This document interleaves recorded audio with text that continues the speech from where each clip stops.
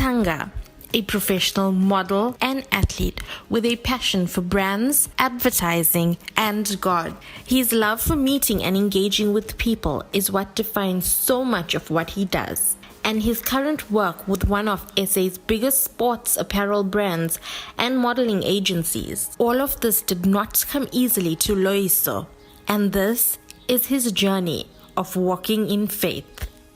My name is Loyiso Mantanga. I'm a professional sprinter for Puma South Africa, and it took me a while to figure out what my best Agape moment would be. And so what I decided to choose was the moment that really kind of defined my life and career, and that was the years of 2014 and 2015. 2015 being the year where I actually became a champion. So this is my Agape moment. So at a time when I was getting into athletics and track and field, I started to obviously progress in the ranks. After I started, I was getting faster, more experience in the sport. I've been to a few championships too.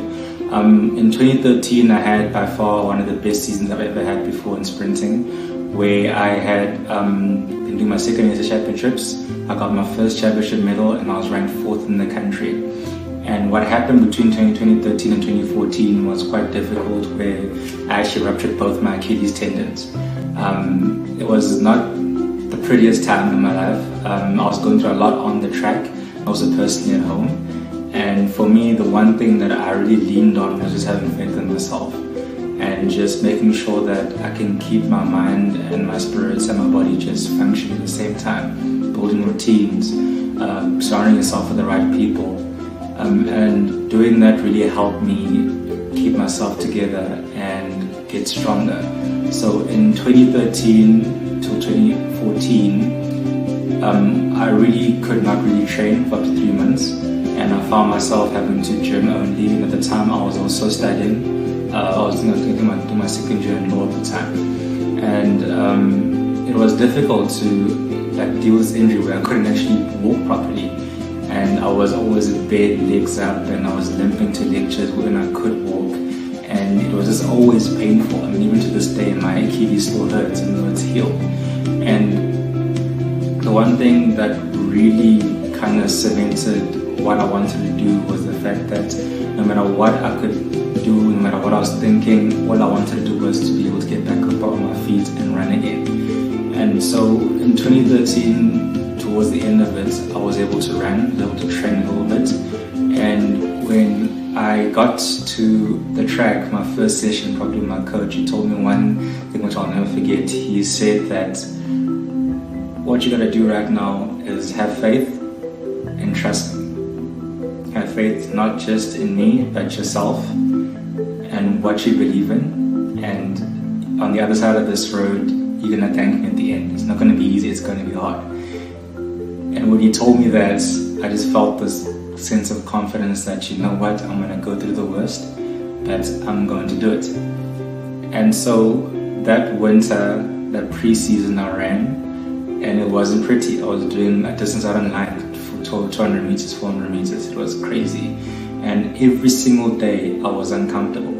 I was always uncomfortable. And I remember between sets while I was training, I would just literally put my hands together and be like, you gotta be strong. Please give me strength. Please give me strength. I was praying, I was talking, I was trying to always remind myself why I was there, and I kept praying for strength. And every single session, it hurt the most, I just kept praying to it. And as 2013 came to an end, in 2014, I just barely scraped into the provincial team that went to SA championships that year. And people then had written me off. Like, all I had in my corner was my faith and my coaches and my family. And nobody expected me to do anything spectacular. I remember very well, I was only in the team, even though I qualified. They picked me because they wanted a strong relay team, because I was of no use to them in the individual events. And therefore, I said they were actually right, but I didn't go there to come second or to lose. So when I went to SA Championships in Cape Town, I was emotional. It was my last under 23, and I had been drafted to do the 400 4x4 relay, which is one of the hardest races, and the 4x1 relay, and obviously the 100 and 200 meters. And mind you, I'm going to Cape Town with a just barely healed Achilles tendon on both sides, and I'd also dislocated my knee in the process too. So I had no business really being there, but I knew that I had the faith and the strength to be there. I believed in myself. I worked too damn hard to just look back on it. And when I got there, I ran and I made the semi-finals for both the 100 and 200 meters. And by then I had exceeded all expectations. They thought I would be out in the heat. And that was like, wow. And I ran the 4x4 and the 4x1. And we got medals in both those races. And I was running the anchor leg and the middle leg in those races respectively. And like what I did on that track, the way I ran, it even surprised me when I did it. And I'll never forget the fact that I was able to run that well, that far, mostly because I had given up on my body physically. I just had faith that I was going to make it. And indeed, I got 2 medals. After being 3 months out, unable to walk and barely getting to train properly the track, I missed so much. So 2014 after the big was a very special year because after SA Championships, I had decided that, okay, cool, I'm gonna go and I'm gonna keep this momentum up. I started doing major rehab, I started doing a lot of things that will help me get strong, and I was most of all just learning to have faith in myself and spiritually becoming more connected to the world around me.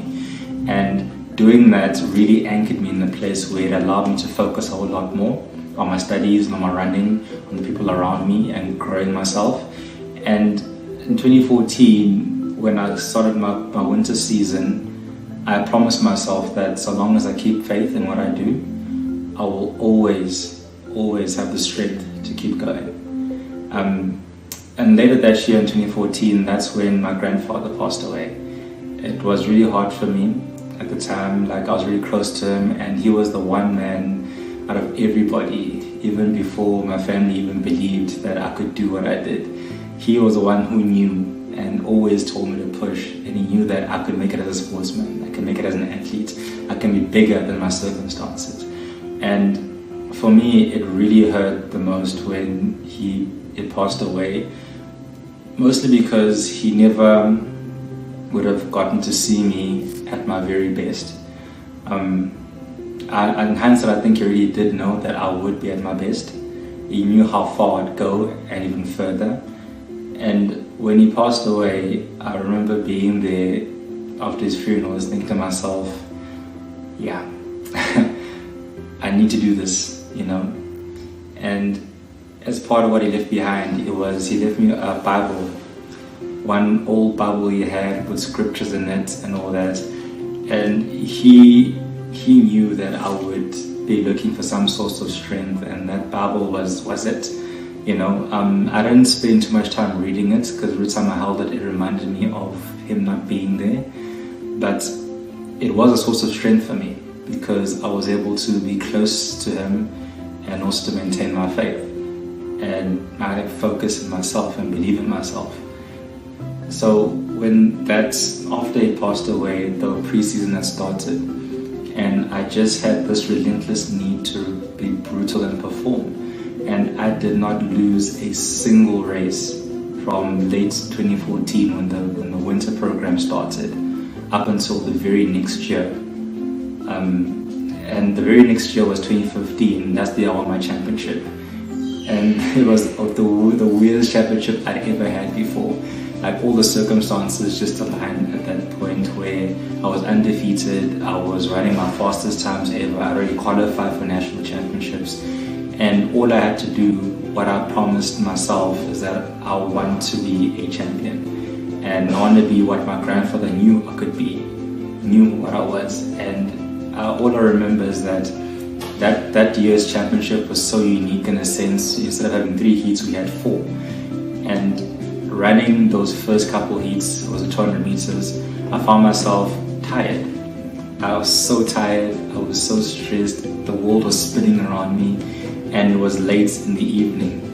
And by the time I'd finished my semi-quarterfinal, I was like, wow, I am completely finished. And I had a nap, I slept. I actually fell asleep, and the final was at about 11:30 at night. And all I could do at that point was just tell myself, pray to myself that you can do this, you can do this. And I kept thinking of my grandfather the whole time, and that Bible he gave me that became a source of strength for me. And I didn't feel strong at the time. I remember waking up and getting to the blocks and hearing on your marks, set and go. And as always, all races, it was a blank canvas. All I could feel and see was my arms and legs moving and people around me just running tight around me. And as I approached that bend, I don't know what it was, I don't know what had happened, but I did not feel like I was running alone that race. I just felt this huge push of whatever it was that took me out the bend. And in that moment, as I was pushing down, I just had this thought of my grandfather in my head. And as I went down that straight and the lights came on, all I could see was just nothing but everything I'd felt that I could do and that I promised myself and my grandfather and what he wanted me to see. And when I crossed the line, it was the most amazing feeling of relief I'd ever had that I crossed the line first. And it took me a while to settle in and realize that I'd become a champion. And in no way did I feel like it was my training that made me a champion. I just felt like it was my faith that did, my belief that did, because I'd always trained the same way. I'd always done the same things, had the same habits. The only thing that had changed was that I'd opened myself up spiritually to have a lot more faith in myself. And that's what I realized was the key in not only surviving what I've been through in life outside of these events, but in growing and learning and becoming better than myself as I went forward. And my advice really to all of you out there that are going through the worst is that you need to have faith. You need to spiritually open up yourself, not just to whoever you believe in, but to yourself. You need to believe in yourself, because that's where your strength comes from. You need to understand that there's some things in life that you can't hang on to, you need to let go. There's some things you cannot fix, you need to learn to let go and live on and move on without them. I had to let go and move on. When my grandfather passed, I had to realize that he wasn't there anymore, and that whatever was left of him was in me. And that's what I kept in myself. I mean, life throws a lot at you. You see the most. You say things you don't want to say. You do things you don't mean to do. We all make mistakes. But the important parts about that is understanding that you are not the mistakes you make. You aren't the words that you speak to other people. What you are the actions over time that make your life and the impact you have on other people. And it's very important to realize that no matter what you're going through, no matter how hard it is just passing. It is something that's not there to stay. It's something that's going to pass. You know, the worst of things that happen to people in life, they don't happen by accident. They're there for a reason. It's there to make you stronger, because I don't believe that life is designed to make things difficult for you. You define what you want out of life based on what your thoughts are and what you believe. And what you believe is as much rooted in what you believe in yourself as what you believe outside of yourself. And once you understand that your thoughts and your emotions and your actions are powerful, then I think you'll start to realize that you can overcome anything as long as you have faith. And that's the biggest part of what I'm trying to tell you right now, is that my moments, my struggle, what I did and what I overcame was because I had faith. There was nothing else to it, because I'd done everything I could do physically, and all that was left was for me to spiritually let myself go and just embrace what is happening around me and make the most of it. So that's my best advice, and hopefully that has some impact on you, and you can see that things are going to get better, and it's not as bad as it seems. Trust me.